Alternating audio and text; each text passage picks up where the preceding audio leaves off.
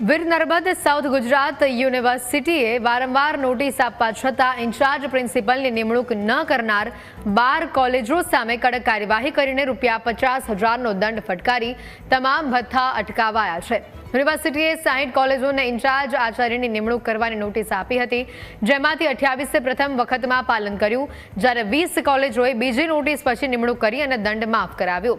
ઘણી કોલેજો કાયમી આચરણને ગ્રેડ પે બચાવવા ઇન્ચાર્જ નિમણૂક ટાળે છે અને જેના કારણે શૈક્ષણિક નેતૃત્વ, વહીવટી સ્થિરતા, વિદ્યાર્થીઓની ફરિયાદોનું નિરાકરણ અને યુનિવર્સિટી સાથેનું સંકલન પ્રભાવિત થાય છે। સુરત શહેર અને વીર નર્મદ દક્ષિણ ગુજરાત યુનિવર્સિટી સંલગ્ન ચાલતી કોલેજોમાં જ્યાં આચાર્ય નથી ત્યાં ઇન્ચાર્જ આચાર્યની નિમણૂક કરવા યુનિવર્સિટી હવે લાલ આંખ કરી છે। 60 પૈકીની 12 કોલેજો હજુ સુધી હજી ઇન્ચાર્જ આચાર્યની નિમણૂક ન કરતા 50,000ની પેનલ્ટી થઈ છે। આપણી સાથે ઇન્ચાર્જ રજિસ્ટ્રાર છે।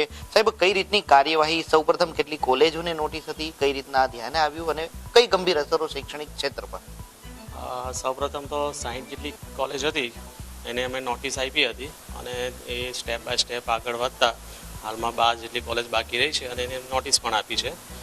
કારણ એવું છે કે હમણે કોજન્ટ અને જે જીકાસ ગવર્મેન્ટના પોર્ટલ છે એના પર જે કોલેજની કંઈક ઓથોરાઇઝ પર્સન તરીકે પ્રિન્સિપાલ અથવા ઇન્ચાર્જ પ્રિન્સિપાલને ઓથોરિટી આપવાની હોય છે, તો ત્યાં એનું નામ અને કોન્ટેક્ટ નંબર મોકલવાનો હોય છે, તો જેથી એ લોકો ડાયરેક્ટ સંપર્ક કરી શકે। તો આ બધી માહિતી ન પહોંચવાને કારણે અમારે પણ ઘણી વખત તકલીફ પડી જાય છે।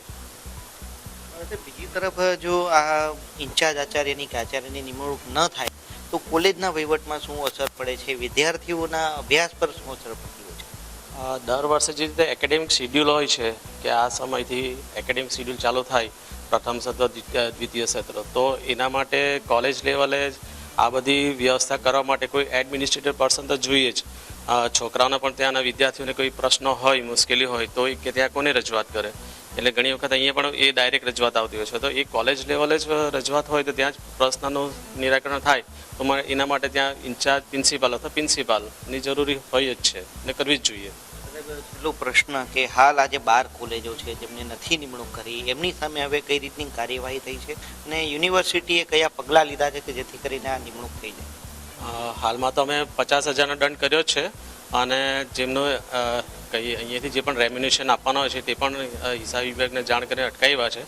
પણ જે રીતે એ લોકો અમને રિક્વેસ્ટ મોકલશે ઇન્ચાર્જ પ્રિન્સિપાલની નિમણૂક કરવા માટે, તો અહીંયાથી પણ કમિટી બનાવશે અને ત્યાં એ લોકો સ્થળ તપાસ કરશે અને જ્યાં તે પણ સારો કેન્ડિડેટ એટલે કે ત્યાંના જે હશે પ્રોફેસર તેને ઇન્ચાર્જ તરીકેની જે પ્રોસેસ કરવાની હતી અમે કરી દઈશું અને મંજૂરી આપી દઈશું। દુઃખદથી આ હતા આજે ઇન્ચાર્જ રજિસ્ટ્રાર। તેમણે સ્પષ્ટપણે જણાવ્યું કે જે કોલેજોએ હજુ સુધી ઇન્ચાર્જ આચાર્યની નિમણૂક નથી કરી તેમની સામે કાર્યવાહી થઈ છે, દંડ પણ કરવામાં આવ્યો છે। આ ઉપરાંત તેમના જે ભથ્થા હોય છે યુનિવર્સિટી તરફથી અપાતા હોય છે તે તમામ છે બંધ કરવામાં આવે છે। એટલે કે જે કોલેજોએ ઇન્ચાર્જ આચાર્યની નિમણૂક નથી કરી તેમની સામે વીર નર્મદ દક્ષિણ ગુજરાત યુનિવર્સિટી દ્વારા લાલ આંખ કરાઈ છે। કેમેરા પર્સન કેસી વગાસિયા સાથે મિત્ર રૂપા, ન્યૂઝ કેપિટલ।